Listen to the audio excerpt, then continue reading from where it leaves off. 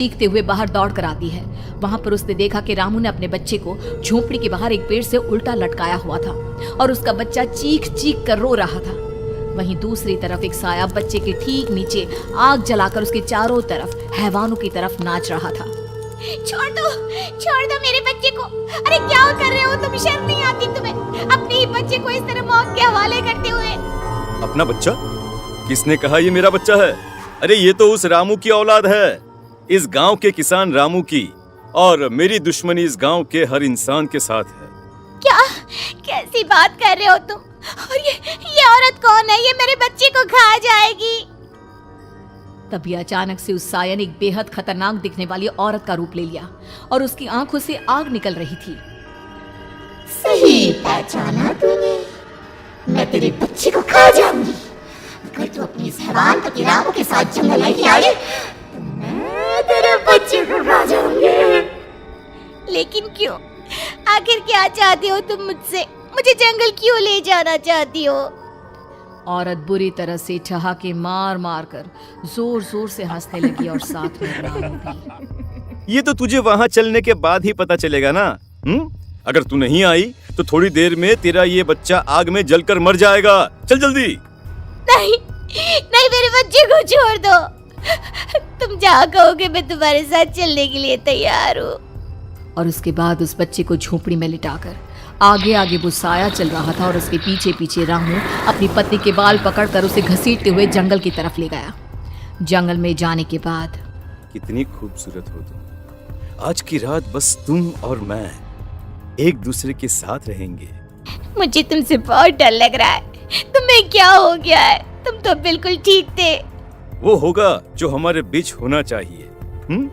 तो आओ आओ, अपने आप को मेरे हवाले कर दो। कमला ने डर की वजह से अपनी दोनों आंखें कसकर बंद कर ली थी। रामू ने बुरी तरह से चीख कर कमला से कहा, आंखें खोलो अपनी और मेरी तरफ देखो। कमला ने जैसे ही अपनी आंखें खोली उसने देखा कि रामू एक खतरनाक खूनी हैवान में बदल चुका था। कौन हो तुम? जाने दो मुझे। क्या चाहते हो मुझसे? वही जो एक आदमी एक औरत से चाहता है। मैं तुम्हारा पति रामू नहीं, बल्कि इस जंगल का एक भेड़िया हूँ, और आज की रात तुम्हारे खून से अपनी प्यास बुझा जाऊं। और उसके बाद वो जंगल कमला की दर्दनाक चीखों से गूंज उठा। अगली सुबह कमला के कपड़े भी जंगल में उसी तरह पाए गए जैसे कि सुमन के पाए गए थे। इस घटना के बाद पूरे गांव में दहशत का माहौल था। अपने माँ बाप की मौत और गांव में हो रहे इस तरह की घटनाओं की खबर सुनकर किशन शहर से गांव लौट आया था। अपने माँ बाप की बेदर्द मौत की वजह से वो बहुत परेशान था। तभी अचानक उसे अपने घर में खाट के नीचे पड़ा हुआ वो मोबाइल फोन मिला जो उसने अपने पापा हरिया को गिफ्ट किया था। अरे कितने प्यार से पापा के लिए मोबाइल फोन लेकर आया था। इसे एक दिन भी काम में नहीं ले पाए। और आखिर कौन है जो गांव में इस तरह की हत्याएं कर रहा है? क्या है इन सब के पीछे? क्या है? मुझे पता करना ही होगा, वरना एक दिन पूरा का पूरा गांव खाली हो जाएगा। इस गांव में एक भी जिंदा इंसान नहीं बचेगा। गांव के लोगों की मदद करने के इरादे से किशन अपने गांव से दूर एक दूसरे गांव में बहुत बड़े तांत्रिक के पास मिलने के लिए गया। तांत्रिक बाबा, अब आप ही कुछ उपाय बता सकते हैं। भगवान जाने हमारे गांव को किसकी नजर लग गई है। नजर नहीं लगी है, किसी ने तुम्हारे गांव को बद्दुआ दी है। किसी सताई हुई आत्मा का प्रकोप है, और अब वो पूरे गांव में किसी को नहीं छोड़ेगी जब तक उसकी आत्मा को शांति नहीं मिल जाती। अरे लेकिन ऐसा कौन है बाबा? किसकी आत्मा है और कैसे मिलेगी उसे शांति? मौत है, मौत कहीं से भी आएगी और सबको निगल जाएगी। इससे बचने का सिर्फ एक ही उपाय है, लेकिन उस उपाय को करना आसान नहीं होगा। जो भी उस उपाय को करने की कोशिश करेगा उसकी जान जा सकती है। भले ही मेरी जान चली जाए, लेकिन मैं अपने गांव के लोगों की जान बचाने की पूरी कोशिश करूंगा बाबा। तो ठीक है, फिर अगली अमावस की रात जैसा मैं कहता हूँ वैसा ही करना।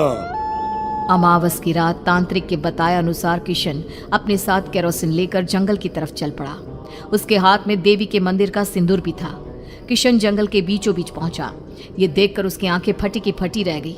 वहां एक उबलते पानी का तालाब था और कई लोगों की लाश लटक रही थी। किशन की माँ बाप की लाश भी वहीं थी। माँ, बापू, दूसरा पार्ट चाहिए क्या तो हो गया ये? डिस्क्रिप्शन में लिंक क्या है, हो गया? वहाँ पे जाके दूसरा तभी पार्ट वहां देख पर एक लीजिए। औरत और आदमी आते हैं। उन्हें देखकर किशन चौंक जाता है। गोपाल काका, आपकी तो 5 साल पहले मौत हो गई थी। और निर्मला काकी, आप? हाँ, मौत तो हो गई थी, लेकिन तुम ये नहीं जानते कि हमारी मौत कैसे हुई थी। क्या कहना चाहते हैं आप? कुछ नहीं, बस ये जान लो कि अब इस गांव में कोई जिंदा नहीं बचेगा।